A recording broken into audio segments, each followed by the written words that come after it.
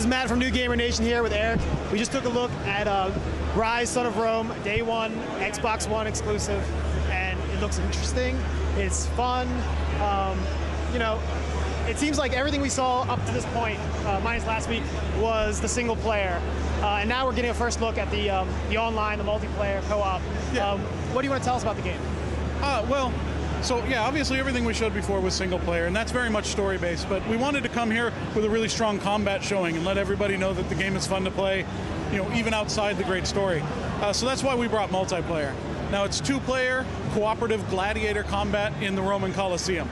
You know, it's sword and shield melee combat. It's all about a really up-close, gritty, you know, combat, close personal experience. I mean, a lot of times people think about this era, they think one-on-one Roman combat, and that's just probably not that much fun.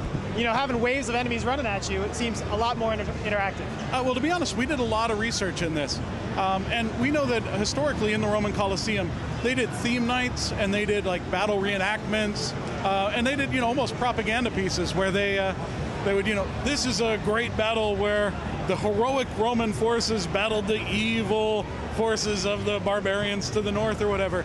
And that was kind of the spirit we wanted to capture, where you and your partner are gladiators. You're there as entertainers. You're there to tell a story and to be the heroes.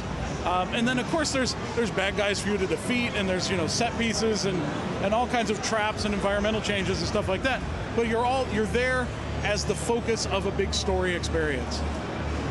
Now, one thing that's very evident when you play the game is how, you know, accessible the executions are. You know, typically you think of these quick time events just being like push a button and you're done.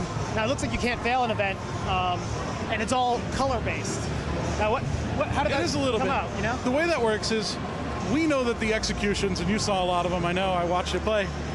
We know that they're a lot of fun and that they're very, very cool. We of course wanted those to be accessible because we want people to see the cool part of the game. But we also want people to be rewarded and to interact. Right, so we didn't want to do quick time events, right? Hit this button or fail. So what instead we did is we did you've already beat the guy, you've already won.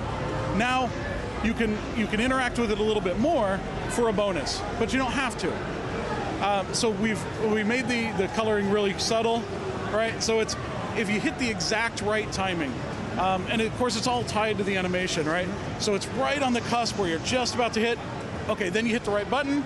It flows really well with the combat, and you get extra health regen, or you get some other bonus that comes with that. But it was all to make the combat a little more fun, a little more interactive, while still highlighting the really cool, beautiful part of the game.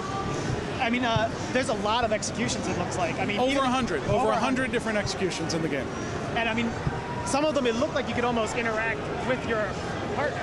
That's right. So we have cooperative executions where both players go in. We have double executions where you kill more than one guy at once. We also have a whole bunch of environmental executions. So all around the game world, there's the environment is a weapon. So you see some spikes on a wall, you throw some guys onto the spikes. You see a cliff, you can kick the guys off the cliff. And why wouldn't you, right? Exactly. So, I mean, I feel like I wouldn't be doing my due diligence if I didn't ask you this. So when the title was first launched, it was very Kinect heavy, and now it seems like, you know, we're slowly moving away from that. Maybe it's because of the Xbox One architecture, or just how you felt the direction of the game was. It was really about the story we wanted to tell, and you'll see this mostly in single player with the story of Marius Titus. His journey as first just a soldier, and then a legionnaire and a centurion, and then eventually a general and a commander of men. What we vision it as is, with my controller, I'm a fighter. But with my voice and with the Kinect features, I'm a commander. So you'll do a lot of stuff where you'll be fighting individually. You'll look up, you'll see, oh, some guys are breaking through. So men, you know, hold that line. Or archers, cover this position. So we wanted it to be very natural with the flow of the game. We didn't want any of it to be artificial, you know, wave your hand to accomplish this. Wasn't what we wanted. It was, how would I do this if I were there? Well, if I were there, I would call out, you know, oh my God, help, you know, and then that's how we built it into the game. It looks good. I mean, the graphics are crisp, the controls are fluid, and it just looks like a really fun game. So we're excited for it, and you know, pick it up day 1. Excellent. I'm glad you enjoyed it. Thanks a lot, Eric.